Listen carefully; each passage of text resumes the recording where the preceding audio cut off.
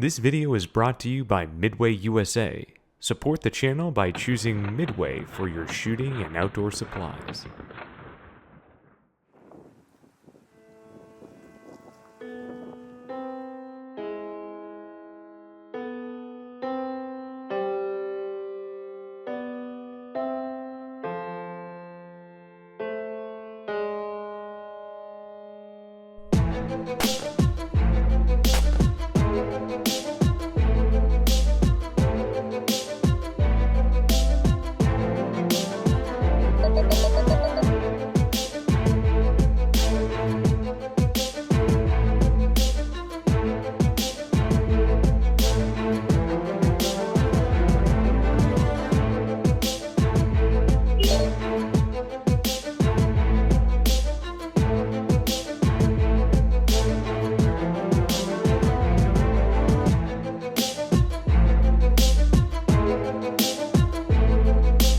Alright, the Sig. Any Sig day is a good day, Josh. You ready?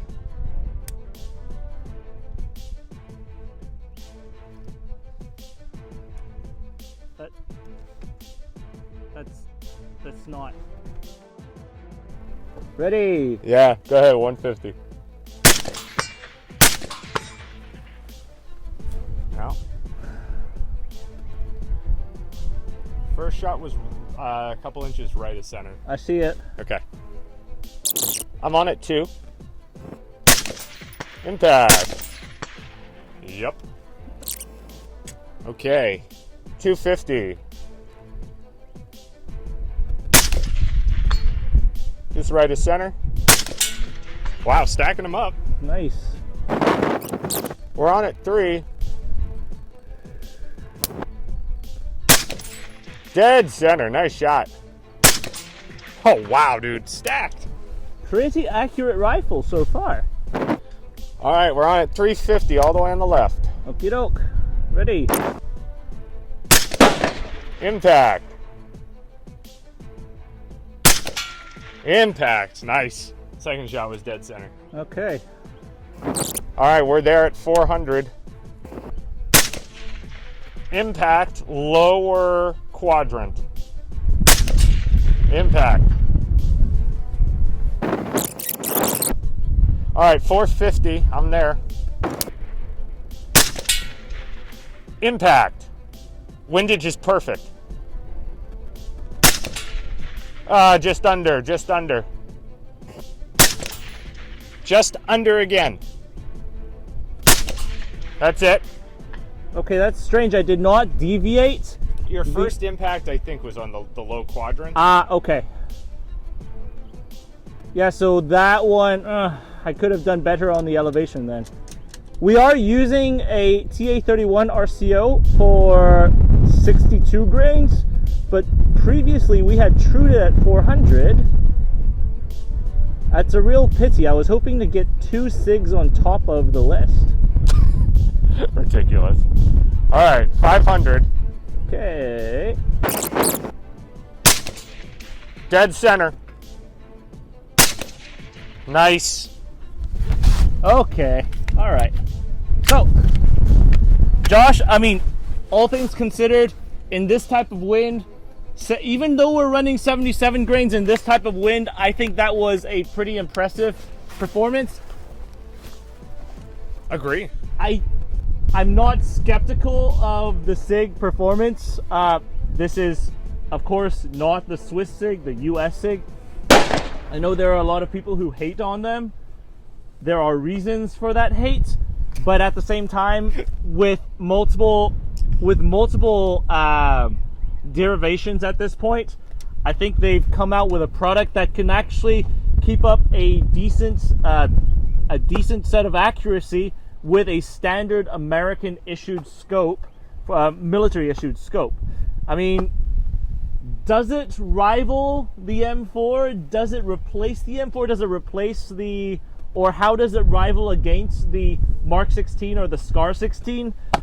I don't know, Josh. I feel like there's a lot of discussion to be had on that. What do you think? Yep, sounds good. Let's do it. We'll see you guys at the debrief. Before we do any more shooting, a quick word from this video's sponsor, TacPack. TacPack is the premier subscription box service for preparedness-minded individuals. You subscribe, and the team there curates a list of professional-grade gear that gets sent out to you each and every month. Now, if you're like me and you're constantly tinkering on your guns, you're trying out new parts, you're working on your next build, TacPack is an easy win. Just this month, we got the titanium nitrided Battle Arms Development Bolt Carrier Group. This thing is an awesome piece of gear. It also costs about the same as the entire box, and we got all this other gear as well.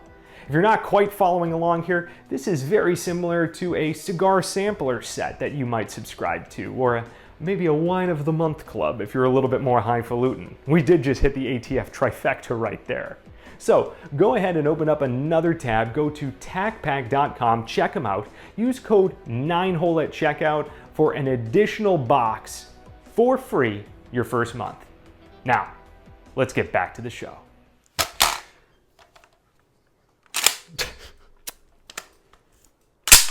This is a work of art. Henry, this is the different Sig. Different Sig.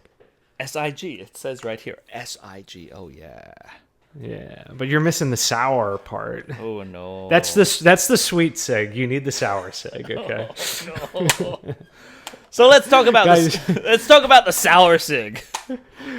So, guys, that was a run of the Sig Spear LT, 16-inch gun, which frankly performed fantastic on the course. Now, granted, shooting 77 grain ammo, match ammo, we would expect it to do well, but it did. It did very well. The two misses there, Henry, I think if you shot that course again, under different, maybe slightly less wind, maybe even with the wind, but you're just paying maybe different optic even, like that rifle can easily clear the course clean, right? Would you disagree? No, of course I would agree with you on that. Now, that said, this score, let's say it's tying with the HK416, it's tying with the Mark 16, the Scar 16. Yeah, it's right up there with all the best shooters, and it is right? shy of the URGI, and I must add the AK-105 Spetsnaz. Ridiculous. All I'm going to say is that you were just, you were on a different planet when you shot that. So, it's established itself to where it can compete with some of these very established rifles in the, let's say, like, next generation step away from the M4, well, the URGI, but the next generation of 5.56 rifles, right? It seems to be sitting with that. But Josh, I feel like you're taking us on a little bit of a roller coaster ride from the last two videos that we published on the Sig Spear. Yeah, it's true, because if you had watched our last videos on the Sig Spear where we were printing accuracy groupings with it, that particular LT, it was grouping at like between 2 and 3 inches with 9 shots for this exact same ammo. Now, this rifle was a different Spear LT, not by any virtue of wanting to try to like cheat it with a different rifle. It just so happened that we have this one on hand when we filmed the practical accuracy run, right? So thank you to Kevin at Full Effing Auto for loaning us this one at a time where we did not have our own 9-hole Spear LT in inventory as a reference. Because the same day we also had a Big Daddy from SMG show up. That's why. That's true. But more on the XM series a little later though. So there's a little bit of teaser right there. When you look at the groupings that we had in the other video on that Spear, the LT that we had shot previously, like that looked materially worse than what we saw here, where you were running these rounds out and they looked pretty stacked. Like you were kind of placing them exactly where you wanted. If you needed to make an adjustment or a correction, you were able to, and it seemed like it was good to go. But even, again, a small reminder here for everybody that even a 2-inch gun, 2.25, whatever inch gun, that's still only a 10-inch group, give or take, at 500. So when we're shooting at 500, that's still within the sub-torso size target that we're shooting at, right? These C-zone size targets that I think are about 12 inches wide. I would say, so you're still on target. Yeah, what really made it difficult that day was the wind. And that's usually what makes it challenging, difficult. Yeah, because it was you were even saying it was pushing 15 plus on the gusts. at some point. And yes, we were shooting 77s, but those are 5.56 cartridges. I mean, this is not, 7.62. This is not 7.62 175 grain, or it's definitely not 6.5 Creed, or it's definitely not 300 Win. These are 5.56 NATO cartridges shooting with a 4X ACOG. Now, I'm not one to sing the praises of the new Sig very, very often, but credit where credit is due. It definitely cleared the course with. I don't know if the ACOG you could call it a limited sighting system, but compared to what we had on the Scar 16, like the Night Force or the PLXC. Yeah, right, exactly. I do think compared to those, it's definitely a step down in terms of performance capability for sure. And yet those two misses at 450 were low. It wasn't a windage problem; it was an elevation problem. And as soon as we fixed the elevation, it was on target. Yeah, you were good to go. And it was you hit the impact, you got the impact, low click impact. Like it was fine. Like again, ultimately it's why I say I actually think that this rifle could clear this course. If we ran it 10 times, it would definitely get some number of clears clean, or again, some number of clears like with 1, 2 misses, 3 misses most. It's definitely in that performance category. So, So what I'd say here is, on its face, to Henry's point, a bit of a mixed bag, I think, because in many ways, a lot of people have talked smack about this rifle because of inherent issues that have been discussed about the handguard flexing, causing point of impact or laser shifting with perhaps a laser module that you might have on the handguard, as well as even potentially the barrel being able to flex in the receiver, also something we've documented in a previous video. And so it's a mixed bag. But when you're just sitting down shooting the rifle, it does appear to shoot very well. We've shot it on the close range. It's a very good, smooth shooting rifle. All of like the grip, the trigger, like the ergonomics, it all feels good.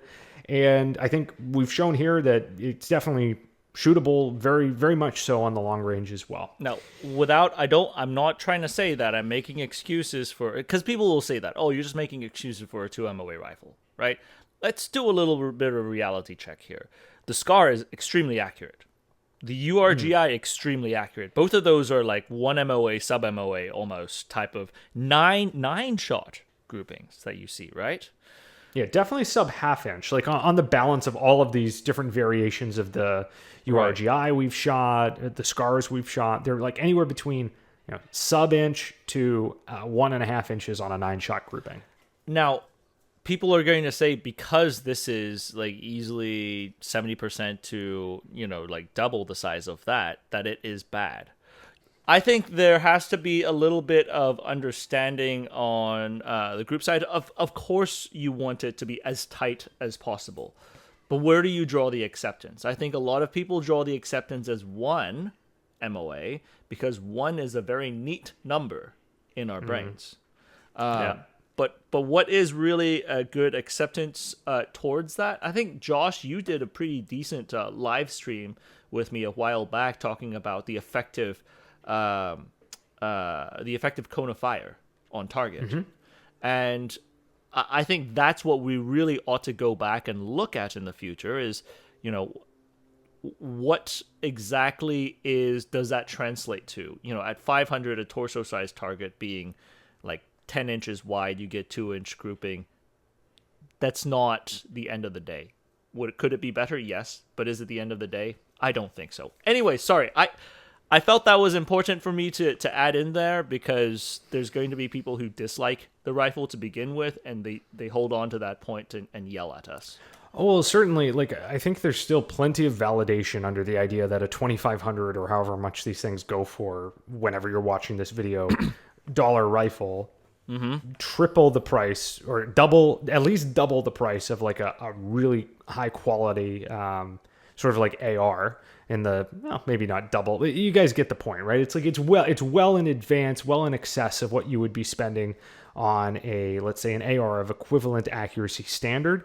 That's where I think probably a lot of people like draw back to on that, right? Is the idea that like, well, I'm paying for this higher priced top tier item. I should expect absolute perfection across the board. And maybe that's still true. But to your point, Henry, it doesn't mean it's not effective in the implementation that we're asking it to perform in. I will say the one caveat that brings us, and I'm not saying to torture your rifle per se, is that if that lesser accuracy translates to better reliability and better long-term durability, that is absolutely something I'm willing to accept. Like this. Oh, sure. I'm willing to accept that with this SIG, but at the same time, that's a question that then has to be answered down the road on, like how does it fare with a long-term use, right? If that's the accuracy, is there a trade-off for that accuracy for better long-term durability?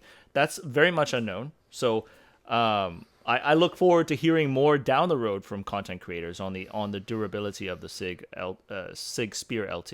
Anyway, sorry, I didn't mean to draw too far of a caveat. Well, let's talk about some of the history around this really quickly, because it's a rifle that started its life actually like very recently. So even somebody who really only pays attention to like the most modern, recent dropped products, I actually know the full history, or at least the layman's version of the full history of the Spear, or rather the MCX, right? The MCX, which was released in 2015 or so. Then you had the Virtus, which was the second generation, and then ultimately on now until the third generation, which is the Spear LT.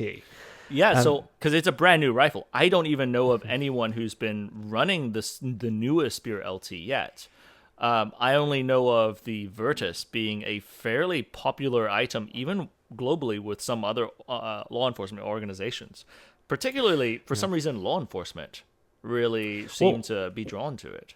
Well, I think, Henry, and this is where I referenced this was the 16-inch version of this gun at the onset of this conversation, but I think this goes sort of a step further here, which is what we've noticed is at least a lot of the feedback we've seen, a lot of the research we've done shows that more than not, the short barrel, the 300 blacks, the sort of replacement of the SMG by the MCX or the Virtus or the Spear LT is really where we're seeing the implementation in some of these foreign police forces or foreign special operations groups.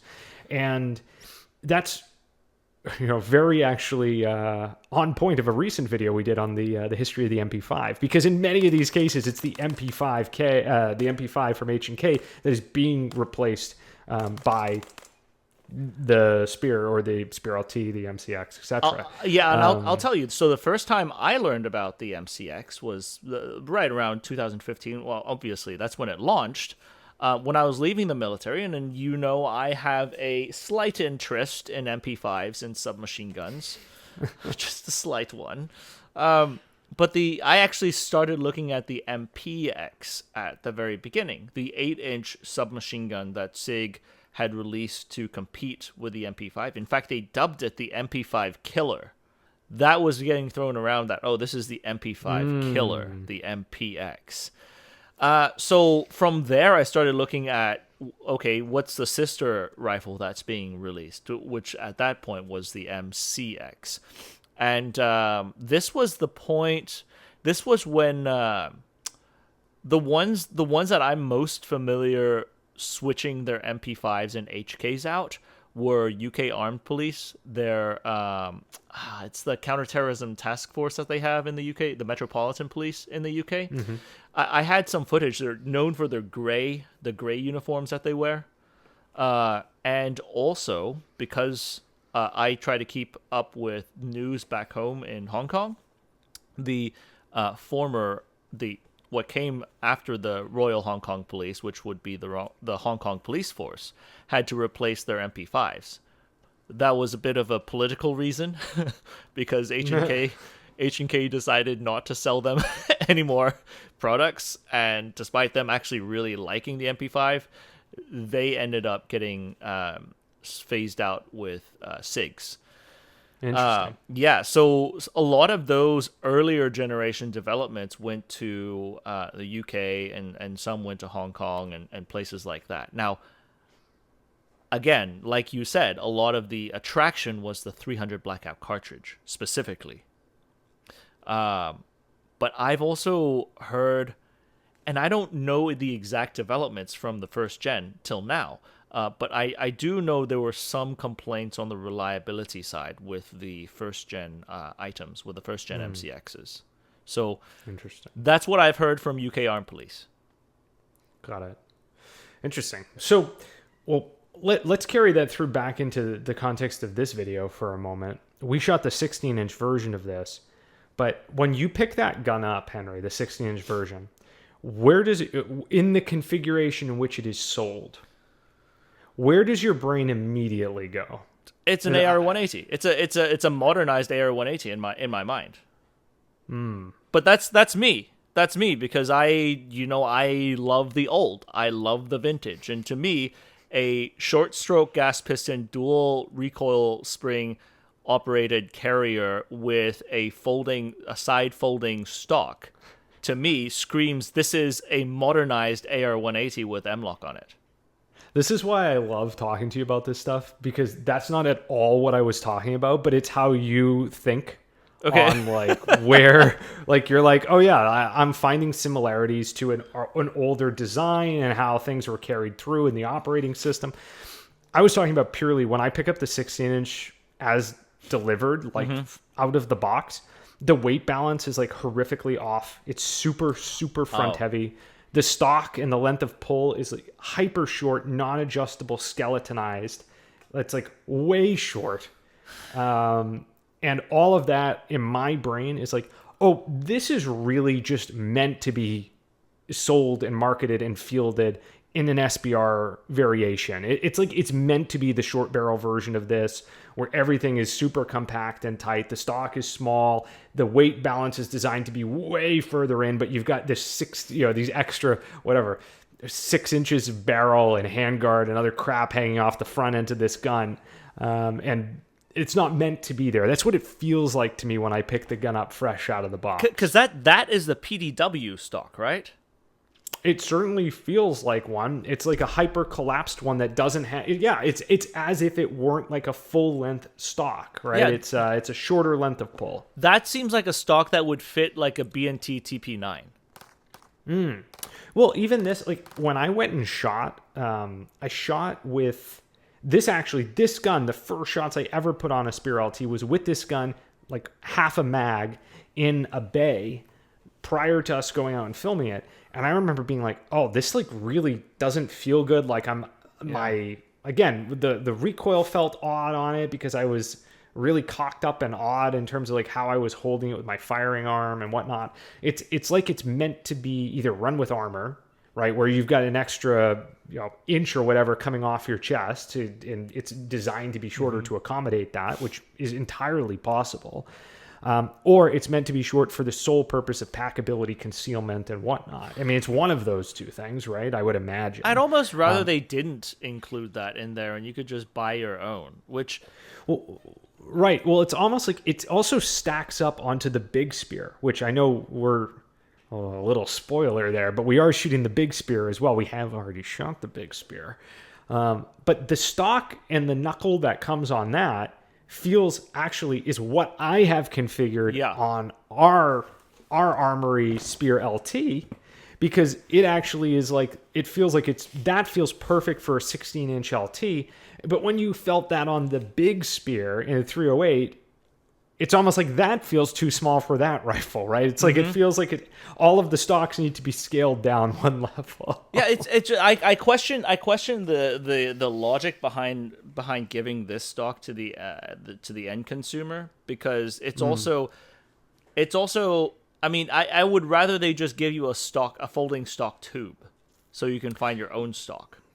Right. Well, again, in this one, this to me feels like it's meant to be on the short barrels. Yeah. And then the folding stock tube with like the smaller Magpul style, like the little mini micro Magpul stock that's on the Bigger Spear, feels like a good compromise on the Spear LT 16-inch, so on and so forth. So, yeah, I go back to that only because, when we're talking about sort of where this rifle fits into the sort of the overall breakdown, it's almost like this one, and again, this could be totally incorrect, but it's almost like the way that this is marketed really is, it's just sort of there for the civilian market.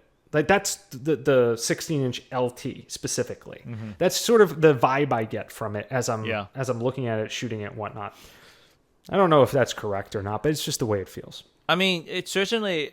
Look, if they do they make SBR like 10-inch versions that they sell? It's 11. They have the 11 halves, and then they have 300 blacks. So it's a pistol that they sell it as, right? Well, this was all during the whole brace nonsense. So I think that they sold it. I don't know if they even sell it as they must sell it stockless. Yeah. So maybe that's the thing. I don't know if they look. This is bottom line is the stock that comes with the 16-inch version is a throwaway in my opinion. Like you remember back in the day there was a Kate Moss stock. That would be a better one because it's longer and there's a little bit of a cheek rest, but still, that still is not a good stock, the Kate Moss stock, and we can flash a picture on the screen if people are wondering. That's like that's a Gen 1 thing, right? I Gen think so. 1 MCX? Yeah, I think it's like the original one. Yeah, collectors really look for those. Dude, those are so expensive now. Yeah. But still, I mean, regardless, yes, the balance is really off. I mean, you compare this to a Scar 16, a rifle length Scar 16, it's off. Even if you compare it to an HK 416, which is already a front heavy gun, right? Yeah, this is off compared to that. Yeah, I see your point. I mean, it could be something that had been designed as an SBR, like a shorter 10-inch, 11-inch barrel as a standard configuration to begin with. I don't know though. Yeah, I mean I don't either. This is all speculation, just off of how it feels and handles, having picked it up. But I think you made some interesting points though when you raised where you saw this coming from in the BRN 180, the history behind it, the sharing of many of the operating system elements. The AR 180. Now, what did I say? You say the BRN, I said the BRN 180. Yes, now, I know, because I've been throwing the BRN 180 a lot your way recently. But the BRN 180 is interesting, in my opinion, because it's like that's what I saw in the BRN 180. Obviously, that is a modernization of the AR 180 that Brownells did. The MCX seems to draw a lot of parallels with the BRN 180. Now, the BRN 180 came after the MCX, but that's also I think people call the BRN 180 the MCX we have at home for that particular reason.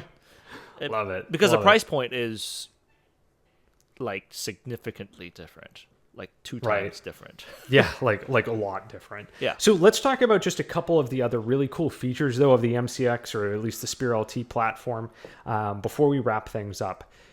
Some of the modularity that is built into this, and again, we talk about some of there's inherent issues with maybe the handguard and the barrel, and there's some inherent issues that may exist there. I think some of it's a byproduct of you're trading some form of modularity in for potentially some of that, right? Henry, you are the one who told me how many times over, I don't like this particular configuration because of the number of screws. The number of things that can loosen, the number of stuff that isn't basically fit, pressed, or torqued with a full-on nut down into place. And when you look at the MCX, at least again this one, the LT, you have screws holding the handguard in place and the barrel in place, both of which can easily be removed, and the entire barrel assembly, the entire handguard can quickly and immediately be swapped out and swapped back in with a different configuration. You can go from 5.56 to 300 black, from a 16-inch to an 11.5. All of that can be done extremely quickly. The stock can be changed out as well, all basically within a few seconds, with minimal tools, basically just drivers. And you can swap all of that stuff out, which again is interesting, and it certainly begs the question of how much is that worth in a world where everybody wants to be able to modify and adjust and configure their setup accordingly. It is, in my opinion, it's pretty cool how they've designed that.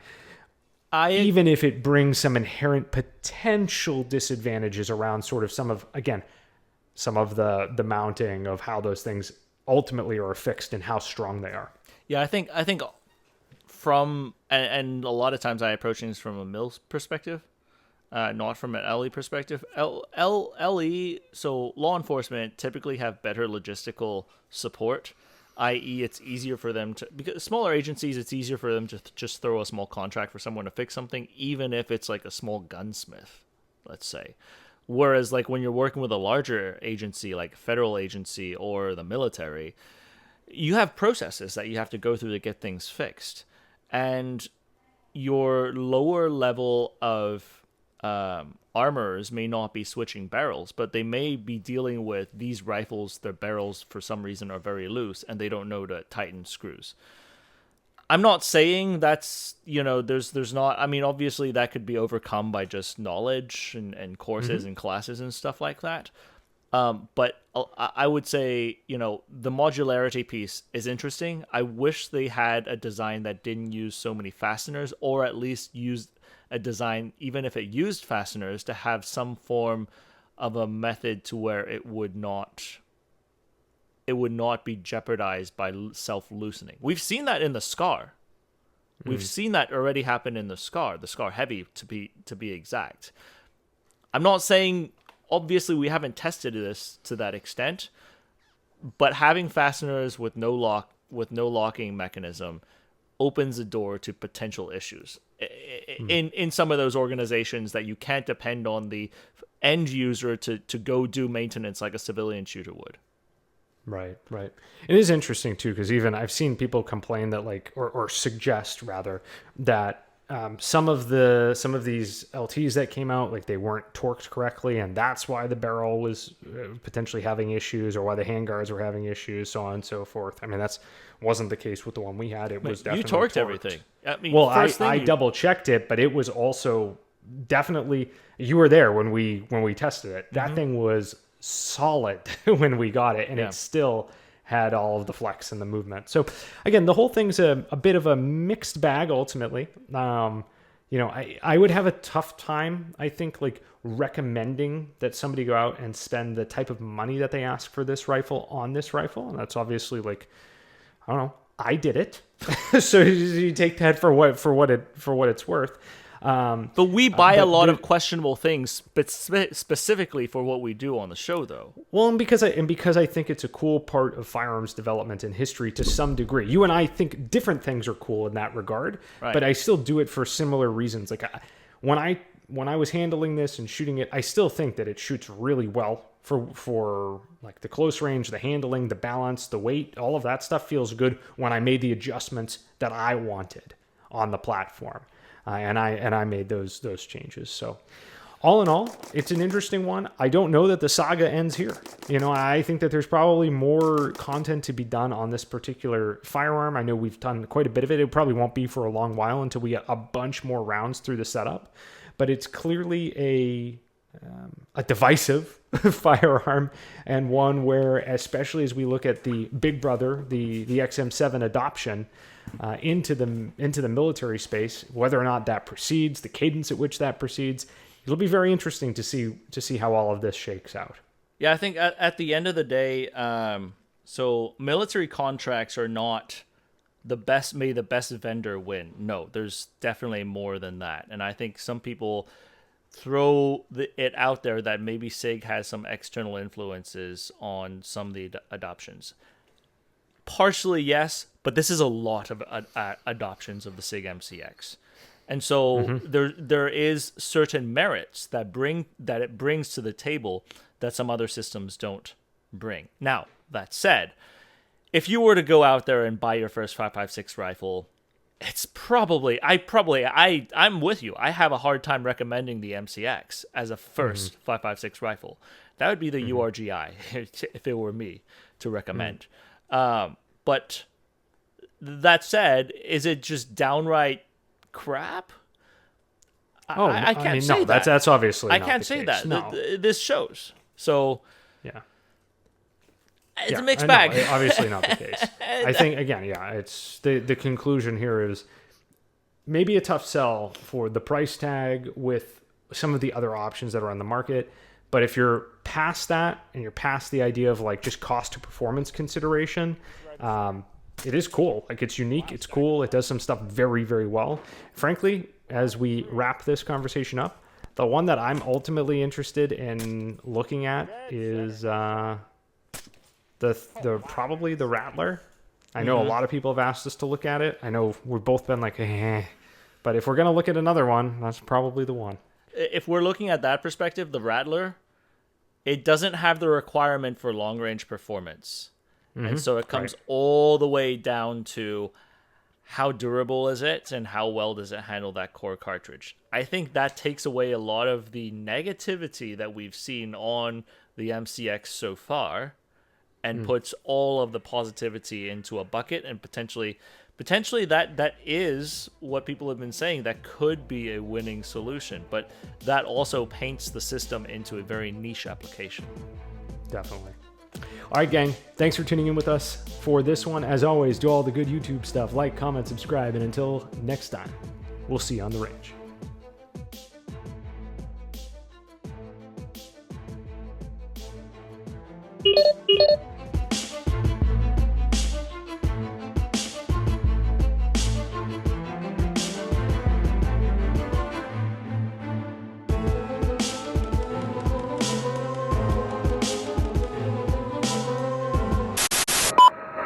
This is Steel 96, 4 Vic, 8 packs, red con 1, green and green. How copy, over? Steel 96, this is Pepper 16, roger, over.